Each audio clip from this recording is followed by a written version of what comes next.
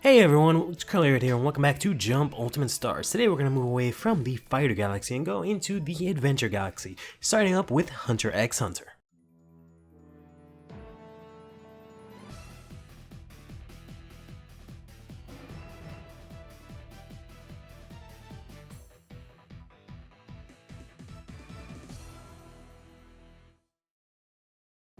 It's pretty funny that I've seen both versions of the anime, the really old one that came out in, I believe, like the 90s or something like that, and then the recent adaptation, and I'm still not far enough in the series to know exactly what most of the images or characters that appeared in the opening cutscene just now are or were or anything.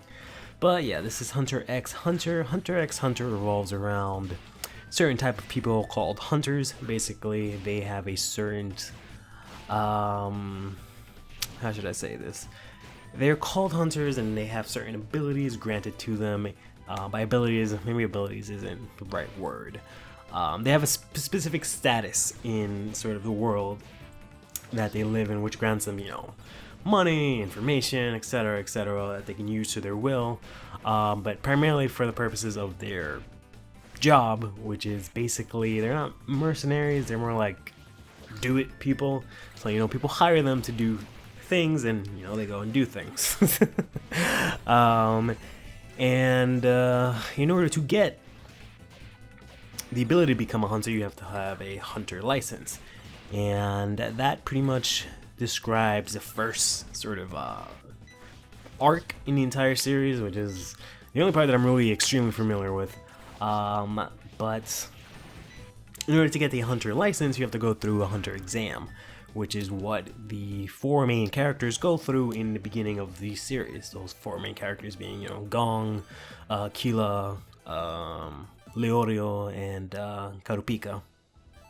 They all go through this exam, which is really interesting because they do a lot of different how should I say this? A lot of different trials, which I found really interesting because most of them were pretty clever. I can't really remember. I do remember some of them off the top of my head, but they weren't, they were clever, but at the same time they weren't as clever as I'm wanting them to sound. But yeah, I just thought it was really interesting take on everything, and that it wasn't just, oh, go fight everyone. It was a lot more sophisticated than that, and they did have the whole fighting thing at the end, but that's not really important. But yeah, it's interesting because I didn't really know a damn thing about HunterXHunter. I thought maybe when I saw it in the game, I thought it was maybe a typo or something like that. But I would always see Gong using one of his moves, which is what is it called, a fishing rod that he pulls out. I think is one of his aerials, and I was always really confused as to what the hell was going on in this manga and why this guy had a fishing rod. But yeah, that sort of gets answered pretty quickly. And also, as you can see here, I'm using a completely new deck now that we're in the Adventure Galaxy. I have Seija here, and I also have Piccolo, who you saw earlier. I also have a couple of different assist characters now. I evolved the helper characters, which are the level 1 comas that I had before, into assist characters, and I also got Tyson, the assist from last time, and I think I also have another assist character. I used as many characters from the previous Galaxy as I could, or I should say Coma, and then some of the ones from before. But yeah, that being said, I reread the first, or not reread, I read the first 3 chapters of the manga. I say reread just because, I'm really familiar with the beginning of HunterXHunter extremely well, that I felt, even though, I went ahead and goofed on Saint Seiya, that I would be able to go into this pretty confidently and have a pretty decent idea of what's going on. But I think this time around I actually got the story spot on.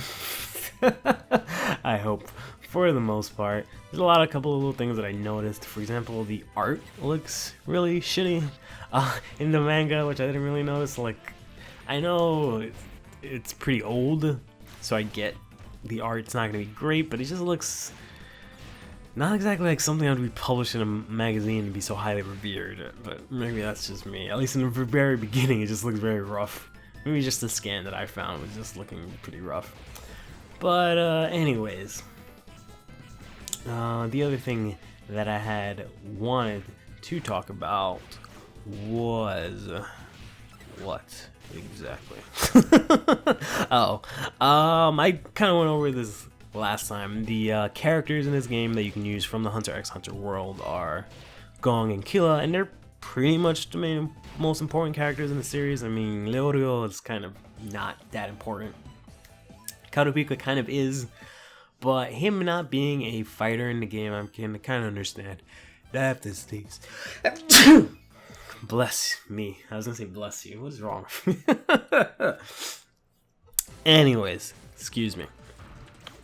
So yeah, I can totally understand that, and also it's kind of interesting because it sort of correlates to something I'm going to complain about later, which is that another manga that I really like, or another series I should say specifically, Yu Yu Hakusho, they have 3 characters that you can use in this game, which are Yusuke. Did I say that right this time, or did I say Yosuke? No, I said Yusuke. Okay, Kurama and Hiei. And granted, you know, Yusuke, god damn it, fucking Persona. Yusuke is the main character, so obviously he has to be in the game no matter what. Kurama and Hiei, they're important characters, but they're not like the focal point of the series in any way. Then there's, you know, another character who's extremely important, which is Kuwabara, who doesn't have a character in this game. He's only an assist, which I found really interesting. But it kind of, now that I think about it, it makes sense just because of this game, sort of the, I guess, I don't know, the arc that they take from Yu Yu Hakusho is at the end of the series, where Kuwabara, it's not really relevant per se in that last arc. He's kind of just there, which was really dumb, but it kind of makes sense if you know, kind of know what's going on. But I just thought it was kind of dumb that, you know, he wasn't in this game. But it's also the same author for HunterXHunter and for Yu Yu Hakusho, which is blew my mind when I found out about it. But then you can totally see the similarities between, you know, Gong and Yusuke, kind of, mainly just the green. And then, you know, Killa and Hiei, definitely. And then, you know, Kuwabara and Leorio, obviously, and Kurapika and Kurama are extremely similar. My headphones keep falling off, and they've completely fallen off at this point, but that's okay. But yeah, I've been using mainly Piccolo, even though Sage is my favorite character, just because I'm pretty sure these guys are the power element, and Piccolo's a knowledge element character thing, Coma. I don't know what the exact attribute, I think it is, knowledge attribute. So he definitely does a lot of damage to them, and presumably shouldn't be doing as much damage to, you know, me, but I figured it would work out pretty well, since I'm pretty sure Gong and Killa are just the power type. Speaking of power type, that goes into another gripe I have about the series. So like I said, I've seen the, well, one more thing. We got a wall breaker section going on here. So similar like last time, I'm just going to show you how I kind of try to go through it. You can see Gon's other special is, or his up X special is just him doing that, which is pretty pointless. But you're going to see me do the, my first attempt at this, or my first confident attempt at this, and then you'll see later on how to get a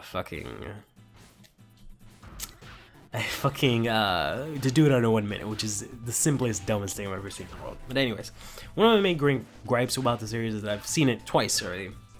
Specifically the section that I'm about to talk about, but it's when they talk about Nen. Nen is the sort of power source in the series, the ability source, the key, if you will. And it's, you know, it takes that route where like there's either, you know, everyone has it and you can use it, whatever, it's different. Or they go the route where it's everyone has their own speciality and everyone's different, and you know there's these different kind of characteristics and blah blah blah blah. They go that route, which is fine. I don't mind it when it does that if it actually works, you know. In this case, I still don't really understand it that well, and I know it's not just me because I've talked about it, you know, with my girlfriend. I've showed her the new adaptation, and she enjoyed it. There's girls that watch again. I've talked about it with my friends, my coworkers, myself. I honestly still don't know what the fuck is going on. Like, I get the basic idea of it, but it gets so complicated and serious that it's just like, what are you guys even talking about anymore? What's going on? But I don't know what it's just, it's so convoluted is what's the issue is. It's just they go, there's a big ass helicopter. Cool. Cool. Anyways, the easiest way to just do this is just to use Gong's, I think, forward attack, or his neutral attack, and he just does that move, that sword move, and it just pretty much wrecks the entire wall.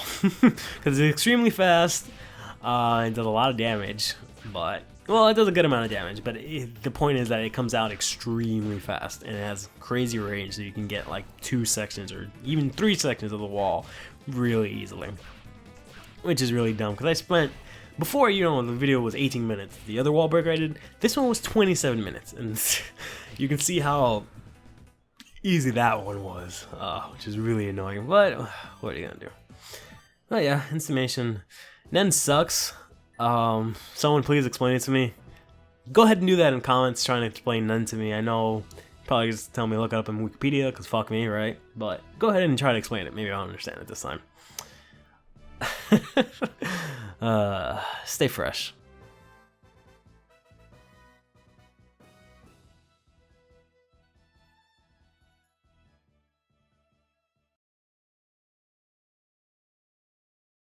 遊びは終わりだ